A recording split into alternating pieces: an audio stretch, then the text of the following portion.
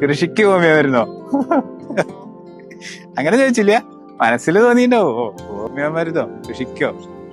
നിങ്ങളുടെ നെൽകൃഷിക്ക് വിളവ് കുറവാണോ? ഉപയോഗിക്കൂ സെറിയൽസ് കരോൾ ഹോമിയോ വളം.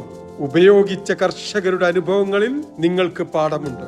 കഴിഞ്ഞ തവണയും അതിന് മുമ്പിലത്തെ തവണയൊക്കെ രാസവളം മാത്രം പ്രയോഗിച്ചുകൊണ്ടിരുന്നപ്പോൾ പെർ ഏക്കറിന് 30,000 രൂപയോളം ചിലവ് വന്നിരുന്നതാണ്. അപ്പോൾ ഇതിലോട്ട് മാറിയതിലൂടെ അത് ഒരു 5,000 രൂപയിൽ താഴെ നിൽക്കുന്നു.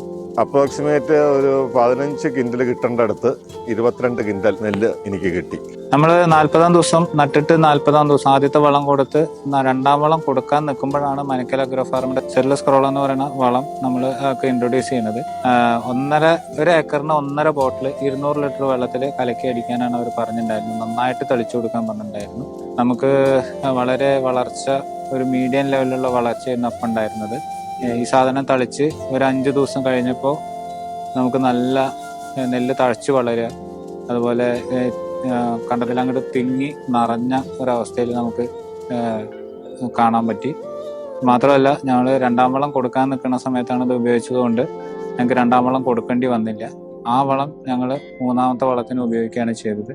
ഹോമിയോ മരുന്നിനെ പറ്റിയുള്ള ഇൻട്രസ്റ്റ് കൊണ്ട് അന്വേഷിച്ച് കഴിഞ്ഞപ്പോഴത്തേക്കും പല കമ്പനികളും ഉണ്ട്. പക്ഷേ മനക്കലിൻ്റെ ഇതിനെപ്പറ്റിയാണ് നമുക്ക് കൂടുതൽ മനസ്സിലാക്കാൻ സാധിക്കുകയും അതിൻ്റെ ഒരു സത്യസന്ധതയും അതിൻ്റെ ആ ഒരു വളം പ്രയോഗിച്ചതിലുള്ള മെറിറ്റും ഏറ്റവും കൂടുതൽ. ഇനിയും നിങ്ങളുടെ നെൽകൃഷി ലാഭകരമായില്ലേ? നഷ്ടക്കണക്ക് കൂട്ടാൻ വരട്ടെ. ഉപയോഗിക്കൂ സെറിയൽസ് കരോൾ ഹോമിയോ വളം. മുൻഗാമികളുടെ അനുഭവം എന്തുകൊണ്ട് നിങ്ങൾ ശ്രദ്ധിക്കുന്നില്ല?